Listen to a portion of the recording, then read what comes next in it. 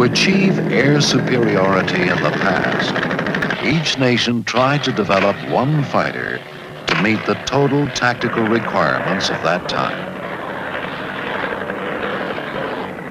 But no single aircraft was ever completely successful. A fighter great for patrolling the trenches in World War I, for example, or another that made its mark escorting bombers, were obviously not the kind of fighters to be used in another time when the mission was control of the sky over an entire continent.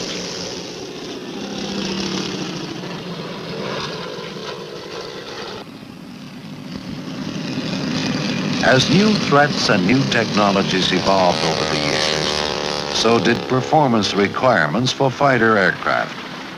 From Grumman cat fighters during World War II to the F9F Panther in Korea, the Navy's first jet fighter to see combat.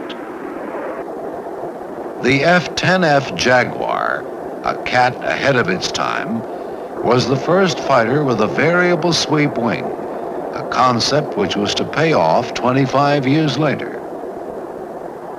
In between, Grumman designed and built the F-11 Tiger, a long-time favorite of the Navy's Blue Angels, and the Super Tiger, a Mach 2 version which set a world's altitude record.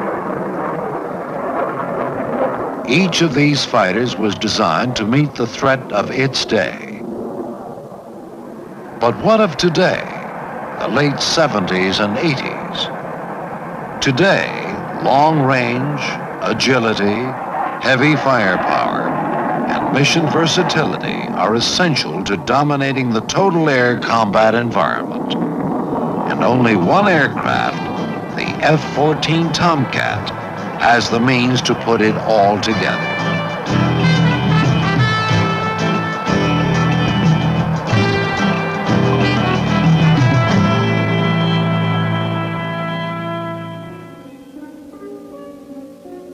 The United States is being challenged around the globe by a growing Soviet Navy, which now includes its first aircraft carrier, supported by anti-ship missile-carrying aircraft, sophisticated anti-aircraft systems, high-performance fighters, and supersonic bombers like the Blinder and the newer swing-wing backfire,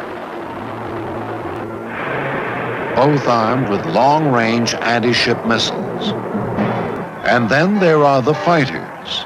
15 or 20 years ago, Russian fighters were lightweight and short-legged, designed for defense with minimal weapon systems.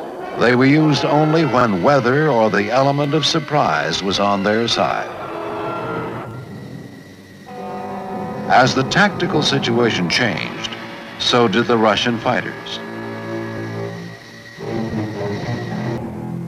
The first with long-range, all-weather capability was the Fiddler, which carried radar-guided missiles.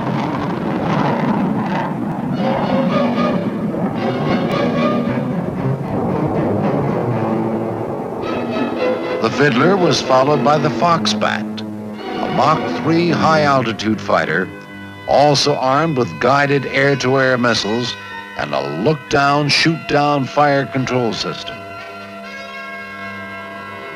The trend towards swing-wing fighters is evidenced by the Flogger and the latest Russian fighter, the Fencer, which can stand off, locate targets, and fire away with long-range guided missiles. And finally, there is the Soviet long-range cruise missile, launched and guided from aircraft or ocean-going ships. This, then, is the threat. And the F-14 Tomcat is the only fighter, now or projected, that has demonstrated the ability to counter it. With its AUG-9 weapon control system, the F-14 can track up to 24 targets at ranges in excess of 100 miles and guide 6 Phoenix missiles at 6 different targets at the same time. It can destroy targets in an electronically jammed environment at any altitude and without ever seeing them. Without the F-14 AWG-9 system, the Navy would require 75% more fighters for fleet air defense. The AWG-9 provides high-altitude target interception and look-down, shoot-down performance for intercepting low-altitude targets as well. Phoenix missiles fired from 10,000 feet, for example, have scored lethal hits on targets flying just 50 feet above the surface of the water to avoid radar detection.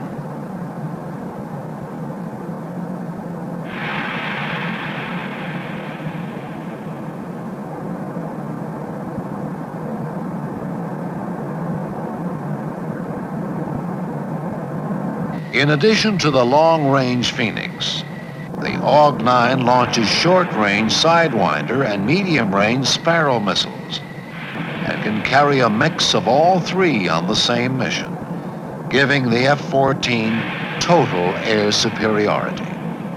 And there is yet one more weapon at its disposal. For close-in air combat, a 20-millimeter cannon capable of firing up to 6,000 rounds a minute. A very useful weapon when the F-14 takes to dogfighting.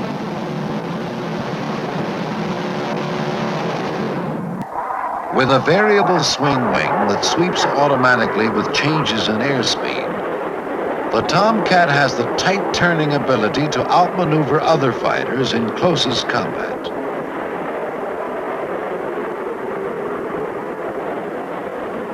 In such engagements, keeping track of the enemy is the key to staying alive. Here, the F-14 has a big advantage with its two-man crew to divide responsibilities and a cockpit designed for maximum visibility.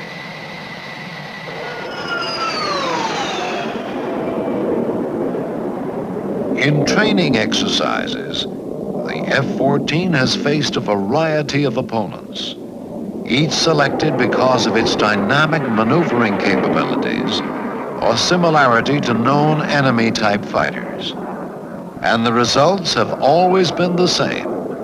In one-on-one or multiple aircraft engagements, where they are outnumbered by as many as 4 to 1, the Tomcat consistently comes out on top.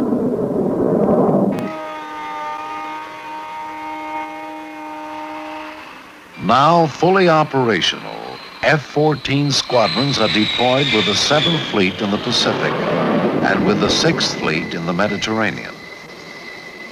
During fleet operations, F-14 squadrons have performed exceedingly well, with the Navy officially acknowledging that the Tomcat had the best initial deployment of any tactical aircraft to go to sea.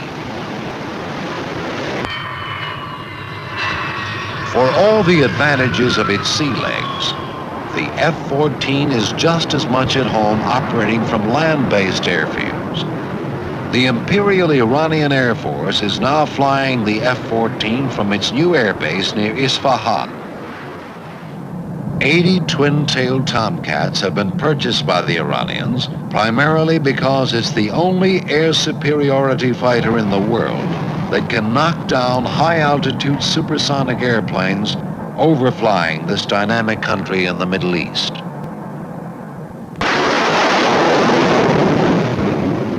An air superiority fighter, by its very nature, must be able to fulfill a number of roles in a superior way.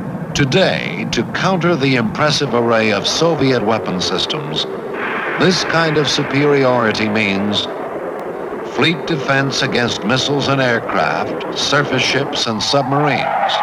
It means fighter escort, target and barrier patrol, interdiction, and dogfighting.